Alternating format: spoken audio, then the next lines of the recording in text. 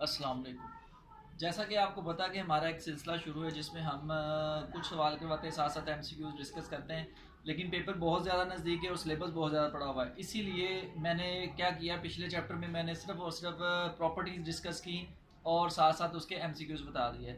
अब जो next chapter है मेरा डिटर्मिनेंट है, इसमें भी प्रॉपर्टीज़ डिस्कस करूँगा और साथ कुछ सवाल अगर पॉसिबल हुए एमसीक्यूज के तौर पर, नहीं तो फिर मैं एमसीक्यूज बनाकर उसके आपको सोल्यूशन बता दूँगा। तो सबसे पहले प्रॉपर्टीज़ की तरफ चलते हैं। जब तक आपको प्रॉपर्टीज़ का पता नहीं होगा आप डिटर्मिनेंट को सॉल्व नहीं कर सकते। तो प्रॉपर्टीज़ की तरफ चलते हैं। नंबर वन प्रॉपर्टी है, फॉर अ स्क्वायर मैट्रिक्स ए का जो डिटर्मिनेंट होता है वो उसके ट्रांसपोज के डिटर्मिनेंट के बराबर होता है, कोई फर्क नहीं पड़ता। Number two property, if a square matrix A two rows या टू कॉलम्स आर इंटरचेंज, कोई भी मैट्रिक्स है अगर दो रोज या कॉलम को आपस में इंटरचेंज करेंगे तो डिटर्मिनेंट के साथ माइनस का साइन आ जाएगा।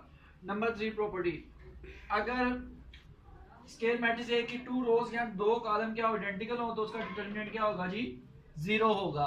दो रोज या दो कॉलम, और अगर ऑल द एंट्रीज इन ए रो या कॉलम अगर रो जीरो के बराबर हो तो तब भी डिटर्मिनेंट क्या होगा, जीरो होगा। यानी कि जितनी भी एंट्री है किसी एक रो या किसी एक कॉलम में जीरो के बराबर है तब भी डिटर्मिनेंट क्या होगा, जीरो के बराबर होगा। नंबर फाइव प्रॉपर्टी मैंने लिखी नहीं, वो आपको मैसेज बताता हूँ। अगर आपके डिटर्मिनेंट में आपने कॉलम वन से किसी चीज को मल्टीप्लाई करना है तो बाहर उस पर डिवाइड करना पड़ेगा। सपोज आप के से मल्टीप्लाई करना है तो बाई डिवाइड करना पड़ेगा। कॉलम टू में भी के से मल्टीप्लाई करना है तो बाई के स्केयर पे डिवाइड करना पड़ेगा।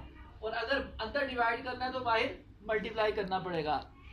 ठीक है, कॉलम वन में अगर आपने के से क्या करना है, मल्टीप्लाई करना है, बाई डिवाइड करना पड़ेगा। अगर आपने दो कॉलम को के से मल्टीप्लाई करना है बाई के स्केयर पे डिवाइड करना पड़ेगा। इसी तरह अगर आप कॉमन ले लें तो कॉमन अगर आप एक कॉलम वन से के कॉमन लेते, दूसरे से लेते और तीसरे से के कॉमन लेते तो बाहर के तीन बार आएगा, यानी के क्यूब लिखा जाएगा, के खाली नहीं लिखा जाएगा, अलग अलग कॉमन आएंगे। सिमिलरली रो की भी यही प्रॉपर्टी की, रोज से भी आपने मल्टीप्लाई या डिवाइड करना है, बाय आपको मल्टीप्लाई या डिवाइड करना पड़ेगा। नेक्स्ट आपके पास प्रॉपर्टी है कि आपके पास ये डिटर्मिनेंट है, आपने क्या किया जी कि अगर इससे को किसी से मल्टीप्लाई करके उसमें ऐड करते हैं, जिस तरह मैंने के से मल्टीप्लाई करके कॉलम टू में ऐड कर दिया तो डिटर्मिनेंट पे कोई फर्क नहीं पड़ता, दोनों का आंसर क्या होता है, सेम होता है। ठीक है, दोनों का आंसर सेम होता है। आखिरी प्रॉपर्टी ये है कि अगर आपने दो डिटर्मिनेंट को इस फॉर्म में लिखा हुआ है और अगर आप ये देखें जी इसका दूसरा और तीसरे डिटर्मिनेंट में कोई चीज ऐड नहीं हो रही, आपने इसको स्प्लिट करके लिखना है। तो पहले कॉलम में क्या आ जाएगा, ये A11 A13 A21 वगैरह आ जाएगा और दूसरे में B वाली आ जाएगी। बाकी अगले दूसरा और तीसरा कॉलम क्या रहेगा, सेम रहेगा। दूसरा तीसरा कॉलम क्या रहेगा, सेम रहेगा। अगर आप इसका रिवर्स प्रोसेस ले लें तो अगर ये दो डिटर्मिनेंट उनको आपने ऐड करना है, सिर्फ पहला कॉलम जो सा है वो दोनों का डिफरेंट है, दूसरा तीसरा सेम है, तो फिर आप क्या करेंगे कि दूसरा तीसरा कॉलम वैसे ही आ जाएगा, उसमें कोई चेंजिंग नहीं आएगी, सिर्फ पहला कॉलम एक दूसरे में ऐड हो जाएगा। तो ये आपके पास प्रॉपर्टीज थी। तो डिटर्मिनेंट के क्वेश्चंस के लिए इन प्रॉपर्टीज को करना बहुत जरूरी है। अगर आप ये प्रॉपर्टी नहीं करेंगे तो क्वेश्चन करना मुश्किल है।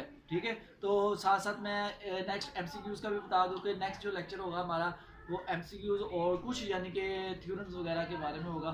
तो तब तक के लिए अल्लाह हाफिज़।